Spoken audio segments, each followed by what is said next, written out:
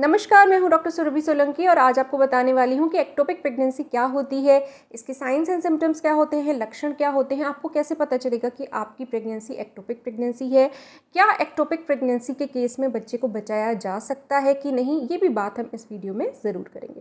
देखिए, नॉर्मली जब आपकी प्रेगनेंसी होती है तो आपका शुक्राणु और अंडे का जब मिलन होता है, फर्टिलाइजेशन होता है, उसके बाद वो आपका ये जो प्रोसेस होता है ये आपका फेलोपियन ट्यूब में होता है, क्योंकि एग आपका फेलोपियन ट्यूब में रहता है और स्पर्म्स वहाँ तक पहुँचते हैं और वहाँ पे एक स्पर्म आपके एग को फर्टिलाइज करता है और उसके बाद ये ट्यूब में आपके चलते चलते धीरे धीरे करके कुछ दिनों में यूट्रस में पहुँचता है। यूट्रस में भी ग्रो करता है 2-3 दिन और फिर जाके ये आपकी यूट्रस की लाइनिंग से यानी बच्चेदानी की लाइनिंग से जाके चिपक जाता है और वहाँ ग्रो करना स्टार्ट करता है। तो आपके शरीर में सिर्फ यूट्रस यानी कि गर्भाशय ही एक ऐसा हिस्सा है जो कि आपकी प्रेगनेंसी को कैरी कर सकता है पूरे 9 महीने तक और बच्चे की ग्रोथ में कंट्रीब्यूट करता है। लेकिन अगर कभी ऐसा हो जाए कि यूट्रस की बजाय ये जो फर्टिलाइज्ड एग है या एम्ब्रियो है ये किसी और हिस्से में जाके चिपक जाता है, तो हम इसको नाम देते हैं एक्टोपिक प्रेगनेंसी, जो कि बिल्कुल भी एक नॉर्मल प्रेगनेंसी नहीं है, क्योंकि नॉर्मल प्रेगनेंसी आपकी यूट्रस में होती है। अब ज़्यादातर क्या होता है, एक्टोपिक प्रेगनेंसी जब होती है तो बच्चा ट्यूब में ही रह जाता है, ट्यूब में ही चिपक जाता है, ये यूट्रस तक पहुंच नहीं पाता है। ऐसा नहीं है कि एक्टोपिक प्रेगनेंसी सिर्फ एक ही टाइप की होती है कि फेलोपियन ट्यूब में आपका बच्चा चिपक गया, ये और टाइप्स की भी होती है। जैसे कई बार जो बच्चेदानी का मुंह होता है या सर्विक्स होता है वहाँ अगर आपका एम्ब्रियो चिपक जाता है तो वो भी एक टाइप की एक्टोपिक प्रेगनेंसी ही है। इसके अलावा आपकी पेल्विक एब्डोमिनल कैविटी में कहीं और अगर आपका एम्ब्रियो चिपकता है, ओवरी में चिपकता है, तो भी ये सब एक्टोपिक प्रेगनेंसी के ही अलग अलग टाइप्स होते हैं। लेकिन मोस्ट कॉमन जो होती है वो ट्यूबल प्रेगनेंसी होती है, एक्टोपिक प्रेगनेंसी की जो एक वैरायटी होती है। तो ये सबसे common type of ectopic pregnancy होती है। अब कई बार पेशेंट्स पूछते हैं, महिलाएं पूछती हैं कि मैम बच्चे को बचा नहीं सकते, क्या संभव नहीं है? तो देखिए, इसका आंसर ये है कि अगर आपको एक्टोपिक प्रेगनेंसी हुई है तो उसका कोई फ्यूचर नहीं है, क्योंकि ऐसे बच्चे को बचाना संभव नहीं है। आज की डेट में तो बिल्कुल भी संभव नहीं है और इसका पता चलना टाइम से वो भी बहुत ज़रूरी है, क्योंकि अगर आपने कुछ किया नहीं और ये बढ़ती रही तो आपकी ट्यूब जो है वो फट जाएगी, बहुत ज़्यादा हैवी ब्लीडिंग हो जाएगी और मदर की इसमें डेथ भी हो सकती है, यानी कि ये जानलेवा साबित हो जाती है अगर टाइम से डायग्नोस नहीं किया गया और उसको दवाइयों द्वारा या सर्जरी द्वारा उस प्रेगनेंसी को रोका नहीं गया, तो इसमें माँ की जान भी जा सकती है। अब प्रश्न ये उठता है कि आखिर हमें पता कैसे चलेगा कि हमारी प्रेगनेंसी नॉर्मल नहीं है, एक्टोपिक प्रेगनेंसी है? इसके लक्षण क्या हैं, साइंस एंड सिम्टम्स क्या होते हैं?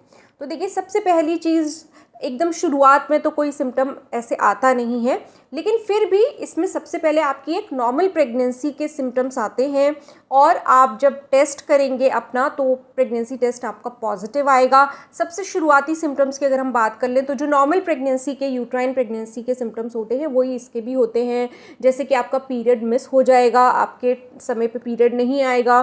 फिर आपको और भी लक्षण हो सकते हैं, जैसे कि नौजिया होना, जी मिचलाना या ब्रेस्ट्स में थोड़ा भारीपन होना या टेंडरनेस होना। जो एक नॉर्मल प्रेगनेंसी के सिम्टम्स होते हैं वो सिम्टम्स एक्टोपिक प्रेगनेंसी के भी होते हैं शुरू में। तो शुरुआत में आपको लगता है कि ये एक नॉर्मल प्रेगनेंसी है।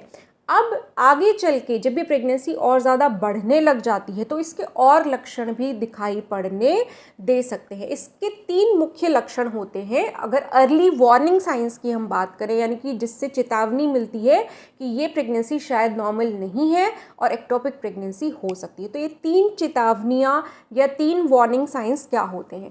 पहली चीज़, आपके वेजाइना में से थोड़ी थोड़ी ब्राउन कलर की ब्लीडिंग होना। दूसरा साइन, आपके पेल्विक एरिया में, पेट के निचले हिस्से में दर्द रहना। तीसरा साइन, आपके कंधे में दर्द रहना, यानी कि शोल्डर पेन होना। तो ये 3 जो हैं, ये 3 वार्निंग साइंस हैं एक्टोपिक प्रेगनेंसी के, जिससे कि आपको सचेत हो जाना चाहिए कि यहाँ आपको डॉक्टर के पास जाना बहुत ज़रूरी है और एक अल्ट्रासाउंड कराना बहुत ज़रूरी है, ताकि ये पता चल सके कि प्रेगनेंसी नॉर्मल है या कहीं एबनॉर्मल प्रेगनेंसी तो नहीं है, एक्टोपिक प्रेगनेंसी तो नहीं है। तो ये तो अर्ली वार्निंग साइंस हुए। अगर आपके केस में ये साइंस नहीं आए अनफॉर्चुनेटली और सीधे जो इमरजेंसी की सिचुएशन होती है वो अगर क्रिएट हो गई, जहाँ पर कि आपको तुरंत महिला को हॉस्पिटल ले जाना इमरजेंसी में ज़रूरी होता है, ऐसा तब होता है जब आपकी ट्यूब फट जाती है बच्चे की ग्रोथ की वजह से, बच्चे का साइज़ ज़्यादा बढ़ जाता है, आपकी ट्यूब फट जाती है, वहाँ बहुत ज़्यादा ब्लीडिंग हो जाती है, तो शॉक की स्टेट में जो पेशेंट है वो चली जाएंगी और वहाँ पे उनको चक्कर आ जाता है और वो बेहोश बिल्कुल हो सकती हैं। ऐसी स्थिति में आपको तुरंत हॉस्पिटल ले जाना बहुत ज़रूरी है, लेकिन ये नौबत ही ना आए इसके लिए ज़रूरी है कि आप पहले से सचेत रहें। इसलिए मैं हमेशा कहती हूँ जब भी आपकी प्रेगनेंसी टेस्ट पॉजिटिव आ जाता है उसके बाद आपको अपने गायनेकोलॉजिस्ट के पास ज़रूर जाना चाहिए, ताकि जो आपके रूटीन टेस्ट्स हैं वो किए जा सकें। आपके और भी टेस्ट्स इंपॉर्टेंट होते हैं जब आप प्रेग्नेंट हो जाती हैं। आपका ब्लड प्रेशर नापना ज़रूरी होता है, आपकी ब्लड शुगर चेक करना ज़रूरी होता है, आपके थायराइड हार्मोन्स के लेवल्स चेक करना ज़रूरी होता है। तो आपका रूटीन एक यूरिन का चेकअप कराया जाएगा, आपके ब्लड टेस्ट कुछ कराए जाएंगे, आपका अल्ट्रासाउंड कराया जाएगा। तो ये सब चीज़ें शुरू में ज़रूरी होती हैं देखने के लिए कि सब ठीक है कि नहीं।